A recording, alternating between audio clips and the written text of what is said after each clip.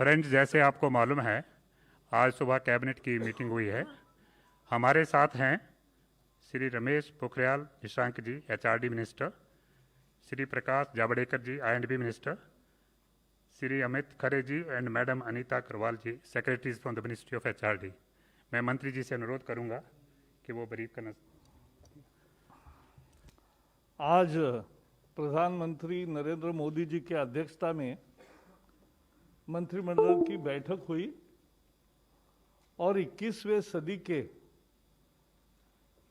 एक नई शिक्षा नीति को उसमें मंजूरी दी गई।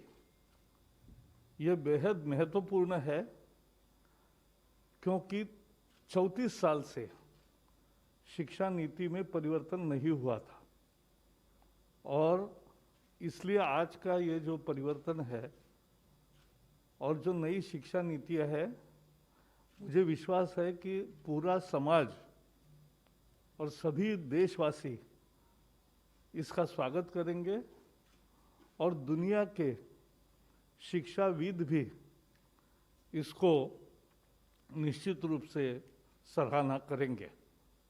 So friends, as today we have Ramesh Pokhriyal ji also, but I'll request first Secretary, who will do first? Amit Khare ji, to his Secretary Higher Education, so he'll do a presentation because बहुत सारे मुद्दे हैं और बहुत मुद्दों को ढंग से समझने के लिए एक अच्छा प्रेजेंटेशन है, सबको मिलेगा भी और प्रेस रिलीज भी डिटेल्ड है, वो भी मिलेगा।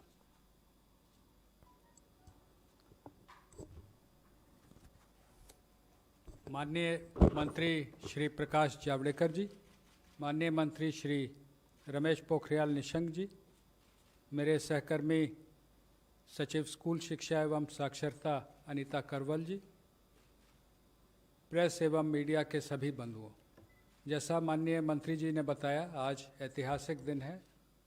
34 साल के बाद देश को एक नई शिक्षा नीति मिली है।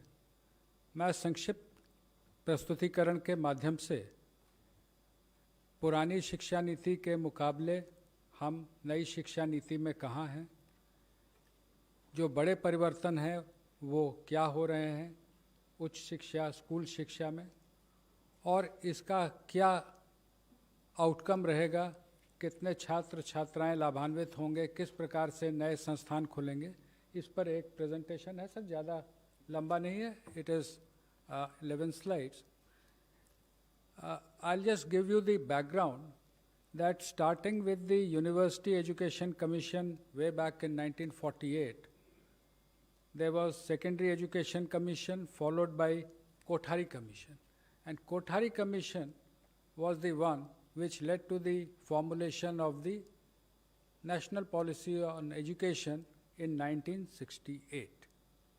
Now from 68 to 86, the same policy continued. 86, there was the new policy, the NPE, National Policy on Education 86.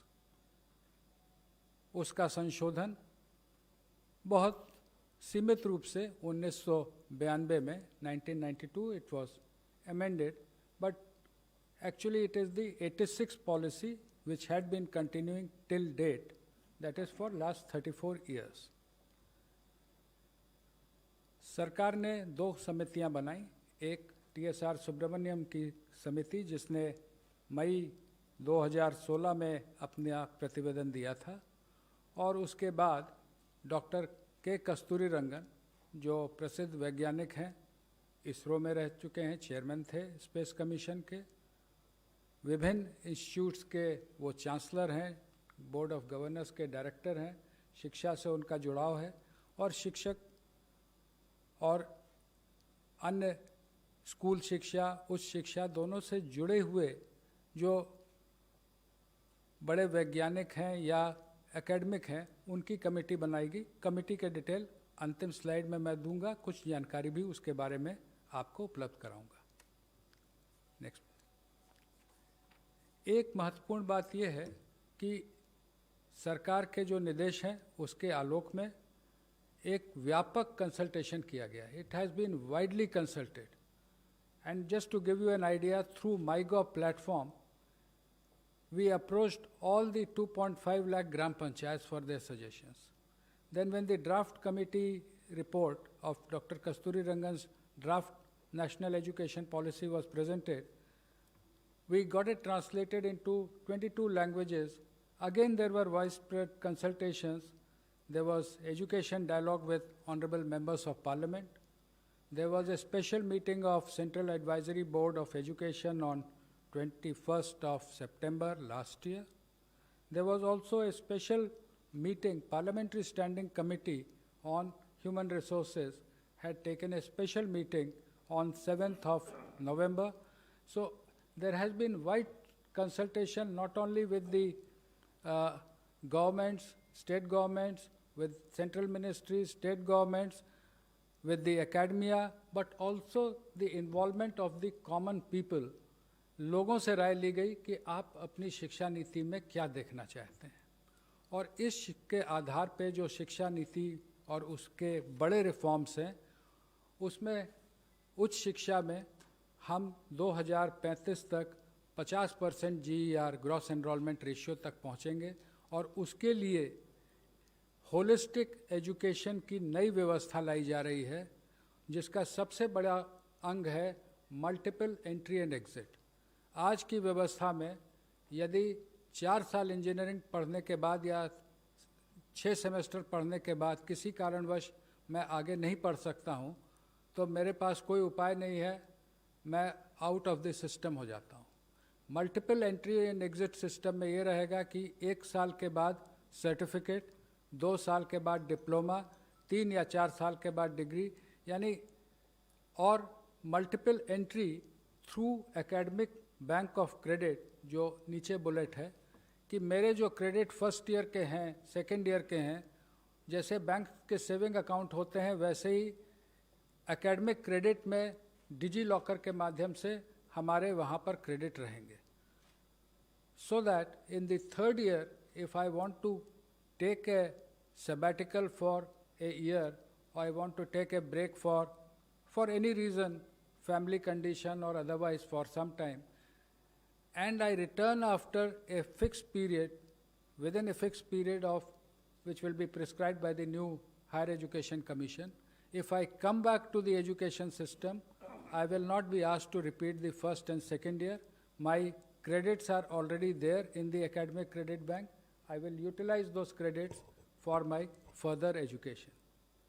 इसमें ये भी व्यवस्था रहेगी मल्टीपल एंट्री और एग्जिट में कि जो लोग 4 साल का डिग्री प्रोग्राम करेंगे, जो आगे रिसर्च में जाना चाहते हैं उनके लिए अलग व्यवस्था 4 साल डिग्री प्रोग्राम, जो नौकरी में जाना चाहते हैं जैसे हम लोग यहाँ पर हैं, तो हम लोग 3 साल के डिग्री प्रोग्राम यथावत पूर्व की भांति रहेंगे, लेकिन 4 year degree program with 1 year MA and direct no MPhil, they can go to PhD। एक और व्यवस्था जो इसमें की गई है वो ये है कि ये सारे प्रोग्राम जो होंगे ये मल्टी डिसिप्लिनरी होंगे। आज की जो व्यवस्था है, जब मैंने शिक्षा ग्रहण की थी महोदय, कि फिज़िक्स ऑनर्स के साथ केमिस्ट्री, मैथमेटिक्स या जूलॉजी, बॉटनी लिया जा सकता है, उसके साथ फैशन डिज़ाइनिंग नहीं ली जा सकती थी। मल्टीपल डिसिप्लिनरी एजुकेशन की जो हम लोग बात कर रहे हैं, उसमें मेजर और माइनर की व्यवस्था होगी। जो मेजर प्रोग्राम जो डिसिप्लिन का है, उसके अलावा माइनर प्रोग्राम भी लिए जा सकते हैं। इसका फ़ायदा ये होगा, 2 फायदे इस पूरे सिस्टम के, कि आर्थिक या अन्य कारण से जो लोग ड्रॉप आउट हो जाते हैं वो वापस सिस्टम में आ सकते हैं बिना अपना समय गंवाए हुए। दूसरा कि जो अलग अलग विषयों में रुचि रखते हैं, बहुत से फिजिसिस्ट होते हैं जो कि म्यूज़िक में रुचि रखते हैं, लेकिन उसके लिए फॉर्मल उनको कोई व्यवस्था नहीं रहती है। नई व्यवस्था में मेजर और माइनर्स के माध्यम से ये व्यवस्था रहेगी कि व्यक्ति मल्टी डिसिप्लिनरी वेल राउंडेड अपने इंटरेस्ट के हिसाब से इंजीनियरिंग और म्यूज़िक अगर सीखना चाहता है, अगर वहाँ संस्थानों को मल्टी डिसिप्लिनरी बनाया जाएगा, यूनिवर्सिटीज़ को मल्टी डिसिप्लिनरी बनाया जाएगा, वहाँ वो शिक्षा ले सकता है। Next please. Graded autonomy of autonomous colleges, ये आप में से प्रायः बहुत लोग अवगत होंगे कि हमारे देश में लगभग 45,000 कॉलेजेस हैं जिनको हम संबद्धता प्राप्त एफिलिएटेड कॉलेजेस कहते हैं। किसी किसी विश्वविद्यालय में तो इनकी संख्या 800 तक पहुंच गई, जिसके कारण न केवल गुणवत्ता में गिरावट आती है बल्कि विश्वविद्यालय परीक्षा केंद्र ही बने रहते हैं, लगातार वहाँ परीक्षा चलती रहती है। ग्रेडेड ऑटोनॉमी की व्यवस्था ये होगी कि उनके एक्रेडिटेशन स्टेटस के आधार पर A+, A, B, उनको अलग अलग एडमिनिस्ट्रेटिव और एकेडमिक ऑटोनॉमी और फाइनेंशियल ऑटोनॉमी कॉलेजेस को दी जाएगी। जो A+ हैं वो ज़्यादा ऑटोनॉमी पाएंगे, A वाले उससे कम, और B ग्रेड में जो रहेंगे उनको कहा जाएगा कि आप अपने आप में सुधार लाएं, तब आपको आगे इसमें व्यवस्था की जाएगी। नेशनल मिशन ऑन मेंटरिंग, जिसमें जो हमारी फैकल्टी है उसके उन्नयन और जो हमारे छात्र हैं उनको अच्छे मेंटर मिले, उनके एलुमनाई से, उनके टीचर से, इसकी व्यवस्था रहेगी। आज के दिन में age of today we have UGC, AICTE and National Council for Teacher Education. There will be single regulator for higher education.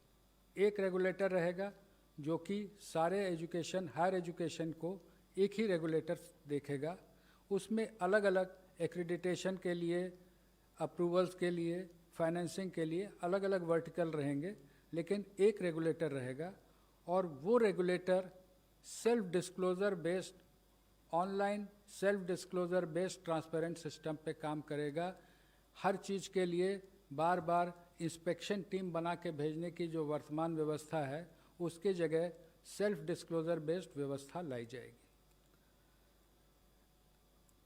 As on date, we have different norms for deemed universities, for the central universities, for different individual standalone institutions. The new policy says that for reasons of quality, norms will be same and not as per the ownership. चाहे वो deemed university हो या केंद्रीय विश्वविद्यालय हो या राज्य विश्वविद्यालय हो, शिक्षा के जो स्टैंडर्ड्स होंगे वो सबके लिए कॉमन होंगे। फ़ी फिक्सेशन पर भी समिति ने जो रिकमेंडेशन की थी उसका विस्तृत उल्लेख पॉलिसी में किया गया है। ब्रॉड रेगुलेटरी फ्रेमवर्क के अधीन फ़ी पर कैप रखा जाएगा। पब्लिक और प्राइवेट दोनों और फिलैंथ्रोपिक पार्टनरशिप भी रहेंगी, लेकिन जैसे मैंने कहा फ़ी फिक्सेशन पर के लिए भी इस पॉलिसी में व्यवस्था की गई है। और जो शुरू से हमारा लक्ष्य रखा है कि GDP का 6% शिक्षा के क्षेत्र में व्यय होना चाहिए। अभी as on date it is around 4.43%, including the state government, center and the state government. That we will work together, that is the central government, state governments will work together to achieve 6%. National research foundation, USA में national science foundation के बारे में आप में से बहुत लोगों ने सुना होगा, उसके बारे में पढ़ा होगा कि वहाँ के रिसर्च प्रोजेक्ट्स जो होते हैं वो फाउंडेशन NSF के माध्यम से स्पॉन्सर होते हैं। हमने उसको थोड़ा सा सरकार ने विस्तृत करके नेशनल रिसर्च फाउंडेशन, इसमें ना केवल साइंस बल्कि सोशल साइंस भी शामिल होगा। और ये नेशनल रिसर्च फाउंडेशन जो बड़े प्रोजेक्ट हैं उनकी फाइनेंसिंग करेगा। और इससे हम समझते हैं कि शिक्षा के साथ रिसर्च में जो हमको आगे आना है, जो रिसर्च, इनोवेशन, पेटेंटिंग, इसमें हम आगे बढ़ सकेंगे। शिक्षा के अंतर्राष्ट्रीयकरण के बारे में पॉलिसी ने विस्तार से चैप्टर 12 में उल्लेख किया है। और उल्लेख ये है कि हम अपने देश के शिक्षा को, की उच्च शिक्षा को इस तरह का बनाएंगे कि बाहर के विद्यार्थी हमारे साथ आएँ और जो एक्सचेंज होते हैं वो देश के उच्च शिक्षण संस्थानों और विदेश के हाई रैंकिंग उच्च शिक्षण संस्थानों के बीच हों। स्टैंड अलोन जो हमारे इंस्टीट्यूशंस हैं उनको मल्टीडिसिप्लिनरी बनाने की ओर हम बढ़ेंगे। टेक्नोलॉजी का व्यापक उपयोग ड्राफ्ट पॉलिसी में भी उल्लेखित था। कोविड के कारण पूर्व से ही व्यापक उपयोग होने लगा है।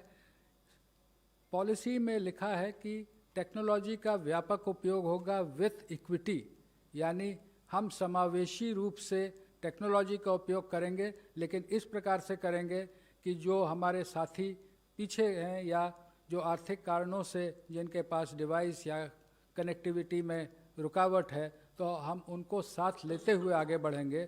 No child should be left behind. Technology will be used, but every child will be taken on board. Indian knowledge system के बारे में जो विस्तार से चर्चा की गई है, लेकिन सभी भाषाओं पर ध्यान देते हुए जो हमारे इंस्टीट्यूट्स हैं, लैंग्वेज फैकल्टी के रिसर्च जो लैंग्वेज पे होता है, जो क्लासिकल इंस्टीट्यूट हैं जैसे क्लासिकल तमिल, क्लासिकल तेलुगु, कन्नड़, और जो CIL मैसूर है जिसमें और इंडियन लैंग्वेजेस हैं, उन सब पे ये जोर दिया जाएगा कि जो साइंटिफिक और लिटरेचर है जो अलग अलग भाषाओं का है उसको हम लोग आगे लाएं, और ट्रेडिशनल आर्ट्स जो आर्ट्स यानी कि उसमें क्राफ्ट भी सम्मिलित हैं, लोक विद्या जिसको हम कह सकते हैं, जो पीछे कई बार हम लोग मॉडर्नाइज होने के लिए आगे बढ़ते हैं लेकिन जो हमारे लोक विद्याएँ छूट जाती हैं उनको भी हम आगे ले जाएंगे. और टेक्नोलॉजी का जैसे मैंने आपसे उल्लेख किया, यूज़ ऑफ टेक्नोलॉजी, इसमें 4 मुख्य हैं. शिक्षा की जो योजना बनेगी, education planning, teaching, learning and assessment, जो समस्याएं आज देखने को आ रही हैं विशेषकर असेसमेंट में, एग्ज़ाम्स के बारे में. टीचिंग, लर्निंग एंड असेसमेंट में हम टेक्नोलॉजी का इस प्रकार उपयोग करेंगे कि semester wise, mid semester wise ये टेक्नोलॉजी के उपयोग से 360 डिग्री असेसमेंट होगा. उसका उल्लेख जब स्कूल में आएंगे तो आप हमारे सहकर्मी करेंगी. मैंने पहले भी कहा, access to the disadvantage groups. Disadvantage could be economical, disadvantage could also be due to differently abled persons. उनके बारे में भी विशेष उल्लेख है कि दिव्यांगजनों के लिए टेक्निक का और टेक्नोलॉजी का उपयोग कर हम कैसे उनको शिक्षा में आगे बढ़ाएंगे. ई कंटेंट इन रीजनल लैंग्वेजेस. कई बार हमारा विशेषकर जो साइंटिफिक इंस्टीट्यूशंस में फोकस पूरी तरह से इंग्लिश पे हो जाता है या कहीं कहीं पे हिंदी पे रहता है, लेकिन जो ई कोर्सेज रहेंगे वो कम से कम 8 भाषाओं में, ये मंत्री जी ने बीच में ही निर्णय लिया है कि देश की जो प्रमुख 8 भाषाएं हैं, तमिल, तेलुगु, कन्नड़, मलयालम, इधर गुजराती, मराठी और ओडिया, बंगाली, तो इनमें हम ई कोर्सेज डेवलप करेंगे. केवल इंग्लिश हिंदी में नहीं बल्कि रीजनल लैंग्वेजेस में भी ई कोर्स रहेंगे. वर्चुअल लैब्स पर कार्य IIT मद्रास ने शुरू कर दिया है. बहुत से कॉलेजेस में लैब्स नहीं रहते हैं या स्कूल में लैब की वैसी व्यवस्था नहीं रहती है. आजकल सिमुलेटर टाइप के लैब नई टेक्नोलॉजी में आ गए हैं. उनको ला करके लैब का actual field hand on experience हम वर्चुअल लैब से कराएंगे. इसके लिए एक नेशनल टेक्नोलॉजी फोरम, कोई अलग से ये ब्यूरोक्रेसी बढ़ाने का नहीं है, लेकिन private sector, government sector, educationist, technologist, इन सबको एक जगह लाने की ये व्यवस्था होगी. मैं इसके साथ ही अनुरोध करूंगा, स्कूल एजुकेशन के प्रमुख जो रिफॉर्म्स हैं उस पर सचिव स्कूल शिक्षा बताएंगे. माननीय मंत्री जी श्री जावड़ेकर जी, माननीय मंत्री श्री निशंक जी, सचिव उच्च शिक्षा श्री खरे जी, PIB से कुलदीप जी और प्रेस के मित्रों, जैसा कि सर ने कहा मैं यहीं से शुरू करती हूँ. ये जो पूरी जो हमारी पॉलिसी आज आई है बाहर, उसमें 27 मेजर हेडिंग्स हैं. सर टेक्नोलॉजी से 27 जो मेजर हेडिंग्स हैं उसमें 10 हेडिंग्स सिर्फ स्कूली शिक्षा के लिए हैं, 10 हेडिंग्स सिर्फ उच्च शिक्षा के लिए हैं, लेकिन 7 हेडिंग्स ऐसे हैं जो कॉमन हैं. और वो जो कॉमन है उसमें ये टेक्नोलॉजी और ऑनलाइन एजुकेशन भी है. तो जैसा कि सर कह रहे थे कि ऑनलाइन एजुकेशन और टेक्नोलॉजी, जो आप ऊपर जो 4 बुलेट देख रहे हैं, टेक्नोलॉजी का जो यूज़ है एजुकेशनल टेक्नोलॉजी का, वो ऑनलाइन एजुकेशन मतलब सेकंड बुलेट है. टीचिंग, लर्निंग एंड असेसमेंट के लिए तो यूज़ होगा ही, लेकिन एजुकेशनल टेक्नोलॉजी जो बाकी एरियाज़ हैं उसके लिए भी यूज़ करने के लिए काफ़ी डिटेलिंग है उसमें. अब हम स्कूल के रिफॉर्म्स की तरफ आएँ तो इसमें काफ़ी पाथ ब्रेकिंग रिफॉर्म्स हैं जो कि इनफैक्ट पहली बार किसी भी एजुकेशन पॉलिसी में आई है। सबसे पहली चीज़ तो 1986 में जैसा कि ICDS स्कीम का इंट्रोड्यूस किया गया था, लेकिन इस बार जो है वो early childhood care and education के लिए एक पूरा करिकुलम बनाने की बात है। करिकुलम के अलावा यूनिवर्सलाइजेशन जो सस्टेनेबल डेवलपमेंट गोल्स में भी जो लिखा हुआ है, तो इस शिक्षा को जो पूर्व प्राथमिक शिक्षा होती है उसकी यूनिवर्सलाइजेशन की बात की गई है। इसका जो करिकुलम है वो NCERT के द्वारा डेवलप होगा और 3 से 6 वर्ष के जो बच्चे हैं जो आंगनवाड़ी में भी पढ़ते हैं, कुछ बच्चे प्री स्कूल में भी पढ़ते हैं, उन दोनों सिस्टम्स को कंटिन्यू करके वहाँ पे एक play based, activity based, flexible, multifaceted जो करिकुलम होता है वो लागू किया जाएगा, जिसके लिए ट्रेनिंग की जाएगी। दूसरा जो एक बहुत बड़ा इसमें निर्णय है वो है कि जो बुनियादी शिक्षा होती है, जो बच्चे 6 से 9 वर्ष के होते हैं, जो कक्षा 1 से 3 में पढ़ते हैं, उनके लिए बेसिक लिटरेसी यानी कि साक्षरता, बेसिक न्यूमरेसी जो संख्या ज्ञान होता है, इन दोनों चीज़ों के ऊपर फोकस करते हुए एक नेशनल मिशन सेटअप किया जाएगा जो सिर्फ इस चीज़ के ऊपर फोकस करेगी और पूरे देश के बच्चों की ट्रैकिंग करके वो बच्चे कक्षा 3 तक फाउंडेशनल लिटरेसी और न्यूमरेसी को अचीव कर लें, ये उसका ऑब्जेक्टिव रहेगा। जो तीसरा बड़ा इसमें रिफॉर्म है वो है जो पाठ्यक्रम का और पढ़ाने के तरीके का जो स्ट्रक्चर है उसमें चेंज है। आप सब जानते हैं कि अभी 10+2 स्ट्रक्चर है, जिसमें जो पहले 10 वर्ष हैं उनका एक तरह से फेज वाइज करिकुलम होता है, फिर सडनली जब आप सेकेंडरी में जाते हैं, +2 में जाते हैं, तो सब्जेक्ट जो है स्पेशलाइजेशन होने लगती है। यहाँ पर जो हम सिस्टम लेकर के आए हैं वो 15 वर्ष का जो आप देख रहे हैं 5+3+3+4, उसमें 3 वर्ष तो पूर्व प्राथमिक हैं, मतलब 3 से 6 वर्ष जिसका पाठ्यक्रम बनेगा, और जो 12 वर्ष हैं उनको इस तरह से डिवाइड किया है कि वो कंटिन्यूटी, बुनियादी शिक्षा तक कंटिन्यूटी रहे। मतलब 3 से 6 वर्ष का बच्चा जो है 8 वर्ष तक एक ही पाठ्यक्रम, एक ही तरीके से पढ़ाई करे, play method, discovery method, activity based, experiential learning, ताकि वो फाउंडेशनल लिटरेसी और न्यूमरेसी अचीव कर सके। जो मिडिल स्कूल होगा, जो 6 to 8 वाला जो कक्षा है, उसमें जो है वो सब्जेक्ट इंट्रोडक्शन होगी और फिर सब्जेक्ट की एक्सप्लोरेशन होगी और वो मल्टी डिसिप्लिनरी अप्रोच होगा। उसी तरह जो +4 लिखा है वो 9th to 12th है। इसमें भी जैसा कि सर कह रहे थे, जैसा हायर एजुकेशन में है, कोई स्ट्रीम्स नहीं है, मल्टी डिसिप्लिनरी होगा। अगर बच्चा फिजिक्स के साथ, जैसा सर ने कहा, फैशन स्टडीज़ लेना चाहे, बेकरी, कन्फेक्शनरी कुछ पढ़ना चाहे केमिस्ट्री के साथ, इट विल बी परमिटेड। तो ये पेडागोजिकल स्ट्रक्चर चेंज है, इसमें कोई फिजिकल स्ट्रक्चर यानी कि स्कूल की बिल्डिंग को चेंज करने की ज़रूरत नहीं है, ये पाठ्यक्रम में चेंज है। जो करिकुलम है इसमें खास करके भारण दिया गया है कि साइंटिफिक टेम्पर बच्चे का बचपन से 3 साल की उम्र से लेके 18 साल तक, और उसी तरह मैथमेटिकल थिंकिंग। इनफैक्ट पॉलिसी में रिकमेंडेशन है कि कक्षा 6 से बच्चे को कोडिंग सिखाई जाएगी, क्योंकि कोडिंग से मैथमेटिकल और कॉम्पिटिशनल थिंकिंग की शुरुआत होती है। तो 21st सेंचुरी स्किल्स भी उसके साथ समावेश किए जाएंगे। जो 5वां बुलेट है, जो अभी जो रिजिड सेपरेशन है कि ये एक्स्ट्रा करिकुलर एक्टिविटी है अगर आप स्पोर्ट्स में चले गए, ये को करिकुलर एक्टिविटी अगर आपने डिबेटिंग कर ली, आप म्यूज़िक सीखना चाहते हैं तो वो एक्स्ट्रा है, या वोकेशनल सीखना चाहते हैं तो वो नॉन अकेडमिक है। वो सारा जो सेपरेशन है वो हट जाएगा, सारे सब्जेक्ट्स पढ़ाए जाएंगे, music, arts, sports, vocational, academics, everything will be on the same level. Gifted children जो होते हैं, जो टैलेंटेड होते हैं, उनको आइडेंटिफाई करना बहुत ज़रूरी होता है। ये इंक्लूजन के लिए बहुत ज़रूरी है। सर ने इंक्लूजन की जो बात की, यहाँ पे 2 तरह का इंक्लूजन है। जो बच्चे PWD, पर्सन्स विद डिसेबिलिटीज़ हैं, 21 टाइप्स ऑफ डिसेबिलिटी, उनका इंक्लूजन के लिए स्पेसिफिक इसमें रिकमेंडेशंस हैं। उसी तरह जो गिफ्टेड बच्चे होते हैं, जो किसी भी पॉपुलेशन के 3 से 4% के बच्चे जो होते हैं, जो जीनियसेस माने जाते हैं, उनके लिए भी इसके अंदर प्रोविज़न है।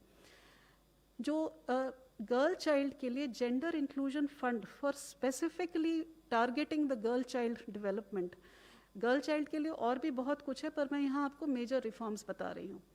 जो कस्तूरबा गांधी बालिका विकास विद्यालय हैं, वो अभी कक्षा 8 कहीं कहीं कक्षा 10 तक है, उनको कक्षा 12 तक हर एक जगह ले जाया जाएगा।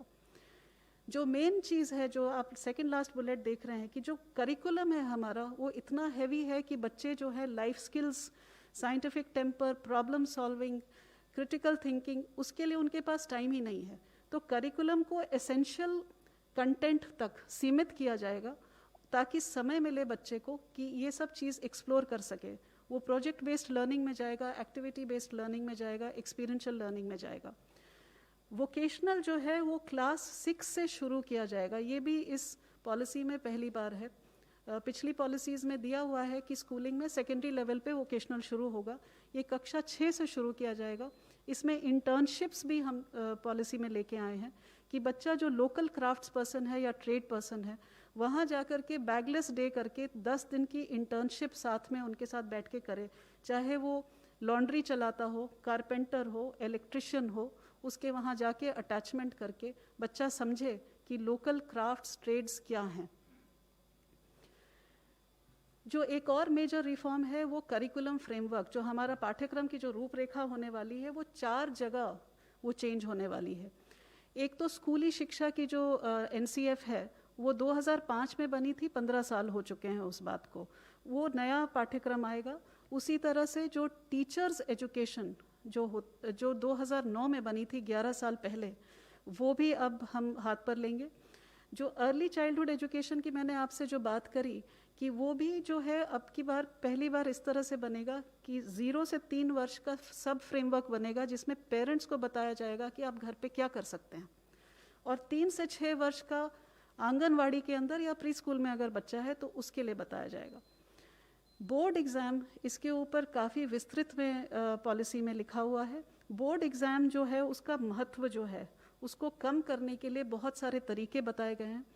फर्स्ट ऑफ ऑल ये कहा गया है कि मॉड्यूलर एग्ज़ाम्स हो सकते हैं, साल में 1 बार होना ज़रूरी नहीं है, 2 बार हो सकते हैं। बोर्ड एग्ज़ाम्स के लिए हर सब्जेक्ट को, मैथमेटिक्स से शुरू करते हुए हर सब्जेक्ट को 2 लेवल पे ऑफ़र किया जा सकता है। और तीसरा ये भी कहा गया है कि बोर्ड एग्ज़ाम को 2 भाग में बांटा जाए, ऑब्जेक्टिव एंड डिस्क्रिप्टिव। इस तरह से काफ़ी सारे इसके अंदर पॉलिसी में चीज़ें लाई गई हैं बोर्ड एग्ज़ाम्स के लिए। और ये भी कहा गया है कि बोर्ड एग्ज़ाम सिर्फ नॉलेज के एप्लीकेशन को टेस्ट करे, रोट लर्निंग को नहीं, जो आप रट करके जाते हैं उसको नहीं, लेकिन वहाँ जा कर के जो रोज़मर्रा की ज़िंदगी में आपके नॉलेज को अप्लाई करने की बात है उसको टेस्ट किया जाए। जो शिक्षा का माध्यम है उसमें ये लिखा है कि जहाँ तक पॉसिबिलिटी हो वहाँ तक 5वीं कक्षा तक मातृभाषा या नहीं तो क्षेत्रीय भाषा हो या घर की जो भाषा बोली जाती है उसमें पढ़ाया जाए, और हो सके तो 8वीं तक पढ़ाया जाए और उसके आगे भी पढ़ाया जाए जहाँ पॉसिबल हो। एक बड़ी इंटरेस्टिंग चीज़ इसमें लेके आए हैं कि जो बच्चे का जो आप रिपोर्ट कार्ड होता है, आप सबके बच्चों का रिपोर्ट कार्ड आता होगा, वो 2 पेज का होता है। एक साइड सब्जेक्ट लिखे होते हैं और उसमें कुछ मार्क्स और लाल रंग की लाइन वाइन कहीं डाल दी जाती है, और दूसरी साइड लिखा जाता है कि बच्चा क्लास में बात नहीं करता, बस इतने सा रिपोर्ट कार्ड होता है। ये एक होलिस्टिक रिपोर्ट कार्ड की बात हो रही है। इसमें 3 तरह के मूल्यांकन होंगे। एक तो खुद बच्चा अपना मूल्यांकन करेगा, दूसरा सहपाठी जो उसके हैं वो उसका मूल्यांकन करेंगे, और तीसरा उसके शिक्षक उसका मूल्यांकन करेंगे। और ये जो रिपोर्ट कार्ड है इसमें हर साल इस बच्चे को कौन सी लाइफ स्किल इस बच्चे में समावेश होनी चाहिए वो लिखा होगा, पेरेंट्स के साथ चर्चा होगी, और वो हर लाइफ स्किल के ऊपर चर्चा करता हुआ रिपोर्ट कार्ड बनेगा, जो हम लोग आर्टिफिशियल इंटेलिजेंस पे बेस करके जब बच्चा 12वीं कक्षा में निकलेगा तो उसके पास अपने पिछले 15 साल का पूरा एक, जिसको कहते हैं कच्चा चिट्ठा होगा, जिसमें लिखा होगा कि वो कौन कौन सी स्किल्स उसने इम्बाइब करी हैं। हर एक बच्चे का, चूँकि हम बुनियादी शिक्षा के ऊपर बहुत जोर देने वाले हैं, तो ऐसे हर एक बच्चे का लर्निंग आउटकम्स हमको ट्रैक करना पड़ेगा कि उस बच्चे ने बुनियादी शिक्षा, लिटरेसी और न्यूमरेसी उसको अचीव की है या नहीं, तो वो उसकी बात की गई है। एक नेशनल असेसमेंट सेंटर जिसका नाम परख रखा गया है, परख stands for performance analysis review, performance assessment review and analysis of knowledge for holistic development. बच्चे को परखने के लिए क्या करना चाहिए, ये जो सेंटर है, जो हमारे देश में करीब अभी 60 रिकग्नाइज्ड स्कूल बोर्ड्स हैं, उनके लिए स्टैंडर्ड्स, नॉर्म्स, गाइडेंस, ये पहली बार हो रहा है, ये किसी शिक्षा नीति में पहले कभी नहीं आया है। ये गाइडलाइंस देंगे ताकि जो हर एक स्कूल बोर्ड है एक बेंचमार्क जो सेट किया जा रहा है वहाँ तक पहुँच सके। NTA जो है नेशनल टेस्टिंग एजेंसी, वो हर एक यूनिवर्सिटी और कॉलेज को ऑफर करेगी एक एंट्रेंस एग्जामिनेशन, ताकि जो बच्चे हैं एक कॉमन एग्जामिनेशन से कॉलेज और यूनिवर्सिटी में एडमिशन ले सकें। ये मैंडेटरी नहीं है, ये ऑफर होगा NTA की तरफ से। टीचर्स के लिए एक नेशनल प्रोफेशनल स्टैंडर्ड तैयार किया जाएगा, जिससे टीचर की रोल एक्सपेक्टेशन क्या है और टीचर को किस बेंचमार्क पे पहुंचना है उसके बारे में एक स्टैंडर्ड तैयार किया जाएगा। ये NCERT और NCTE मिलके तैयार करेंगे और ये पूरे देश में लागू होगा। बुक्स की प्रमोशन के लिए ये पढ़ना कितना ज़रूरी है इसके ऊपर हम लोग बहुत ज़ोर दे रहे हैं, क्योंकि बच्चा अगर पढ़ नहीं पाता है तीसरी कक्षा तक तो वो आगे उसका पढ़ाई जो है उसकी बहुत सीमित हो जाती है। तो books, reading and promotion policy, उसी तरह डिजिटल लाइब्रेरीज़ के ऊपर जोर रहेगा। सर ने जैसा बताया, स्कूल्स में भी एक ट्रांसपेरेंट ऑनलाइन सिस्टम होगा सेल्फ डिस्क्लोजर का स्कूलों का, for public oversight and accountability. अब इसके आउटकम्स क्या होंगे? पहली चीज़ तो मैंने जैसे कि कहा कि पूर्व प्राथमिक शिक्षा से लेकर के सेकेंडरी स्कूलिंग का यूनिवर्सलाइजेशन 2030 तक करने की बात है, क्योंकि सस्टेनेबल डेवलपमेंट गोल से ये पॉलिसी अलाइंड है। दूसरी चीज़ की जो बुनियादी शिक्षा है, हर बच्चा जो कक्षा 3 में पहुंचेगा उसकी बुनियादी शिक्षा अचीवमेंट हो, वो 2025 मतलब 6 साल के अंदर करने की बात है। 100% GER सेकेंडरी लेवल की 2030 तक। जो हमारे बच्चे आउट ऑफ स्कूल हैं वो हर एक बच्चे को हमें वापस लाना है। जो टीचर्स हैं उनको जो अब नए तरीके से असेसमेंट होने वाला है, मूल्यांकन का तरीका बदलने वाला है, उसके लिए उनकी तैयारी 2023 तक करके उसको हमें लागू कर देना है। जो इंक्लूजन के लिए सर ने ऑलरेडी बात कर ली है कि हमको सारे बच्चों को, हर तरह के बच्चों को, किसी भी बैकग्राउंड से हो, किसी कम्युनिटी से हो, किसी कास्ट से हो, किसी रिमोट एरिया से हो, हर तरीके के बच्चों को समावेश करने के लिए स्पेशल पॉलिसी एस्पेक्ट्स हैं, वो 2030 तक सब पूरे किए जाएंगे। बोर्ड एग्ज़ाम्स का मैंने आपको बता ही दिया है। हर बच्चे का इसमें ये लिखा है कि जब वो स्कूल से निकलेगा तो एक स्किल, एक वोकेशनल स्किल उसको वो हासिल करके निकलेगा। ये भी इसमें पॉलिसी में लिखा है। और जो कॉमन जो स्टैंडर्ड्स बन रहे हैं जो सेल्फ डिस्क्लोजर के, वो पब्लिक स्कूल्स और प्राइवेट स्कूल्स के लिए कॉमन रहेंगे, दोनों को एक ही स्टैंडर्ड में पहुंचने का है। तो ये स्कूल का इतना ही था। अभी सर आपको इसके बारे में बताएंगे। धन्यवाद अनीता जी।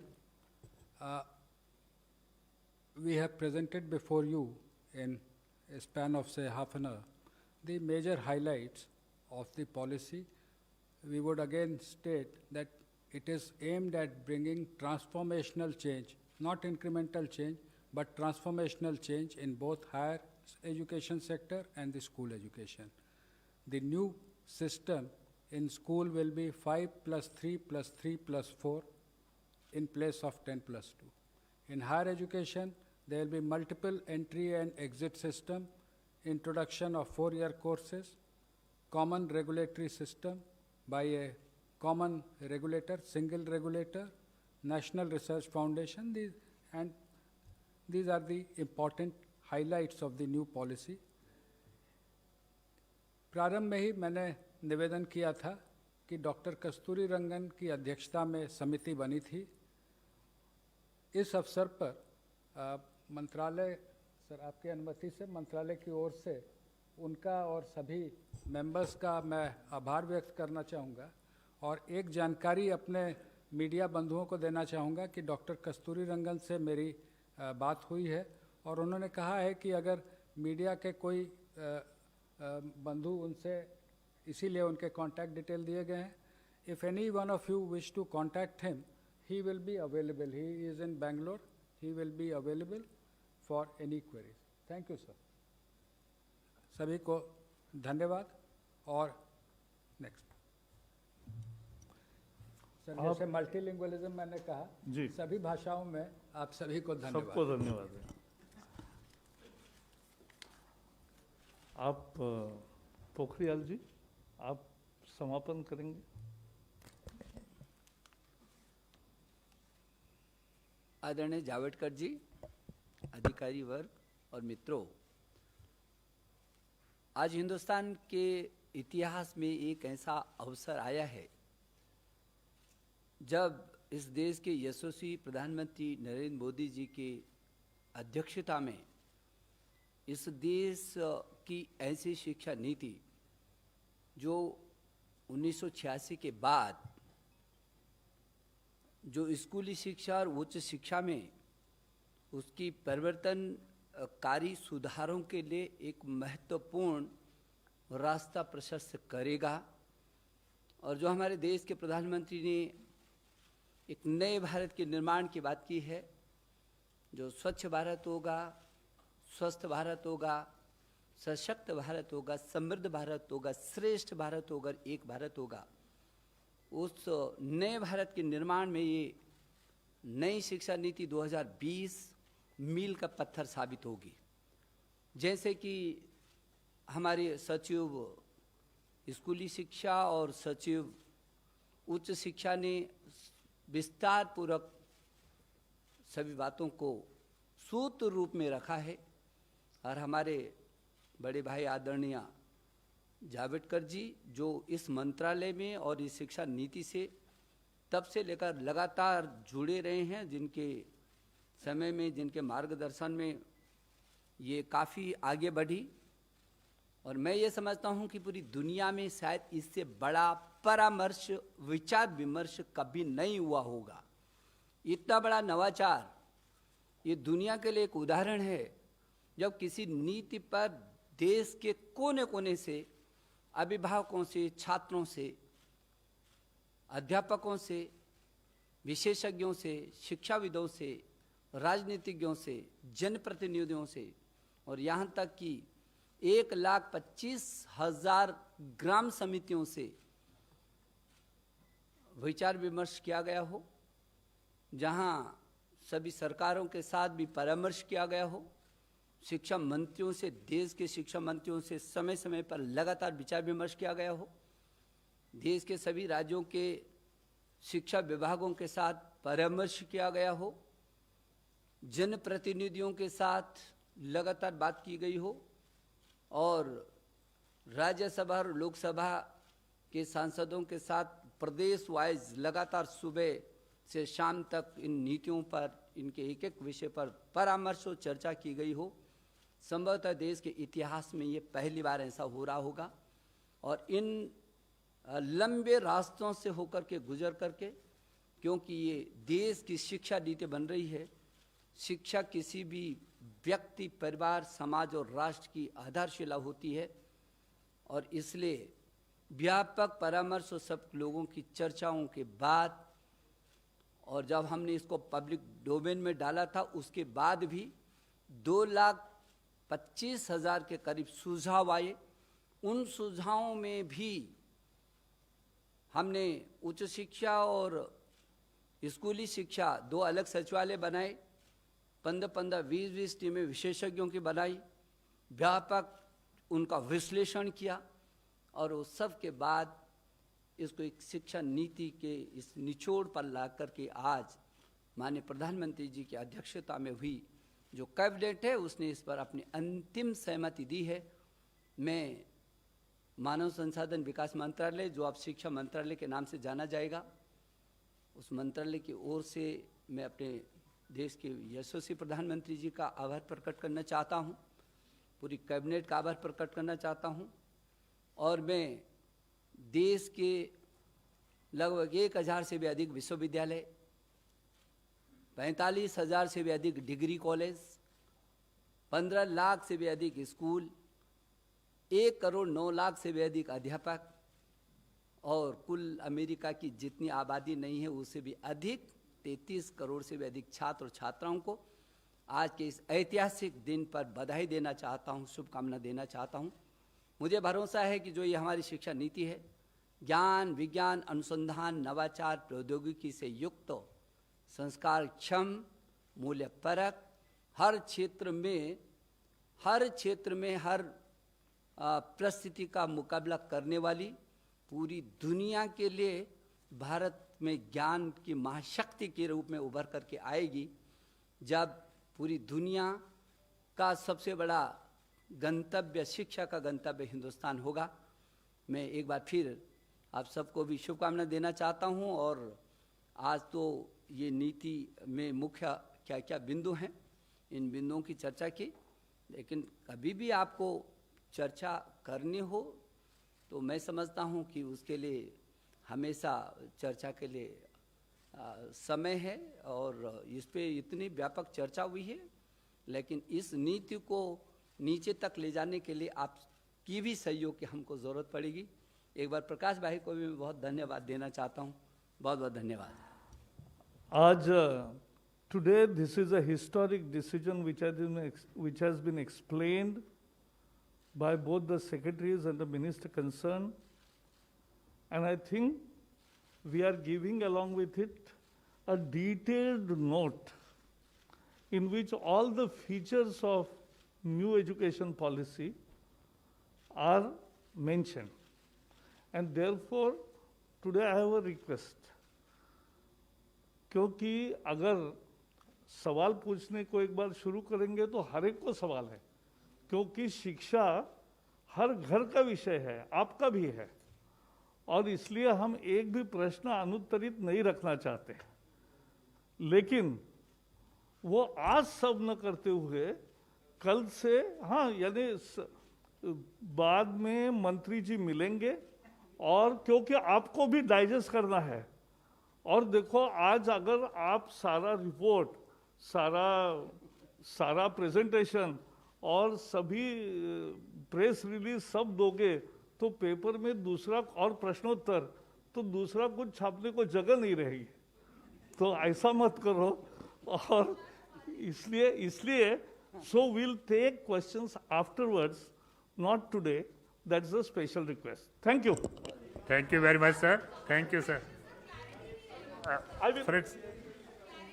we are meeting.